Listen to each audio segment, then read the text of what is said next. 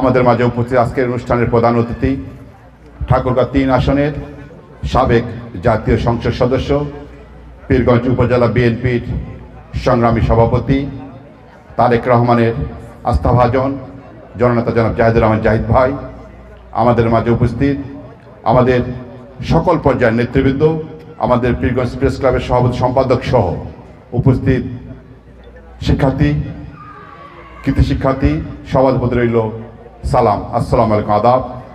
আমি প্রথমেই ধন্যবাদ জ্ঞাপন করছি জাতীয় ছাত্র দলকে যে তারা একটি গঠনমূলক এবং এই ৫ নম্বর ইউনিয়ন বিএনপিকে ছাত্রদলকে সামনের দিকে এগিয়ে নেওয়ার জন্য যে একটি মেধাবী প্রোগ্রাম নিয়েছে তারা, সেই তাদের অন্তঃস্থল ধন্যবাদ জ্ঞাপন করছি। আসলে আমাদের এই প্রোগ্রামগুলো নেওয়া উচিত, কারণ বাংলাদেশের আগামী যে রাজনীতি হবে সেই রাজনীতি হবে মেধার রাজনীতি, সেই রাজনীতি হবে সুস্থ রাজনীতি।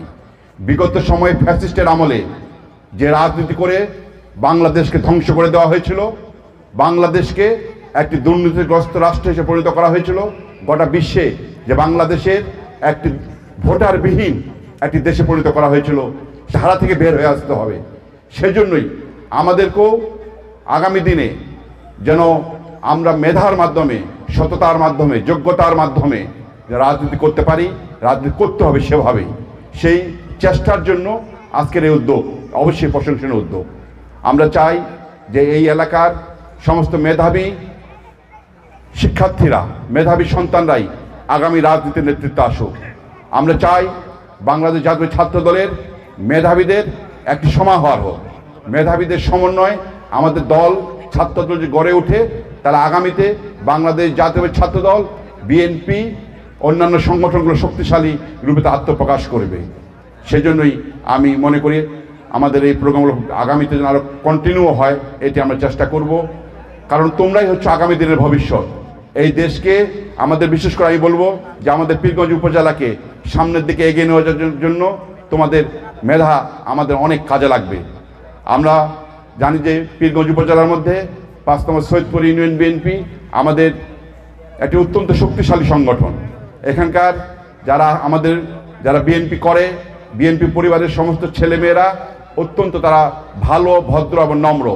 তারা চায় যে আমরা চাই যে সুন্দরের মাধ্যমে আমরা যেন এই ইউনিয়নটিকে গড়ে উঠতে পারি এবং এই এলাকার আগামী উন্নয়নের জন্য, বিশেষ করে শিক্ষা ক্ষেত্রের উন্নয়নের জন্য আমি আমার এমপি মহোদয়কে অনুরোধ করব যে আগামীতে শিক্ষা প্রতিষ্ঠানের ক্ষেত্রে বিশেষ করে অবকাঠামোগুলো গড়ে ওঠার জন্য আমাদেরকে সম্মিলিতভাবে আমাদের কাজ করতে হবে।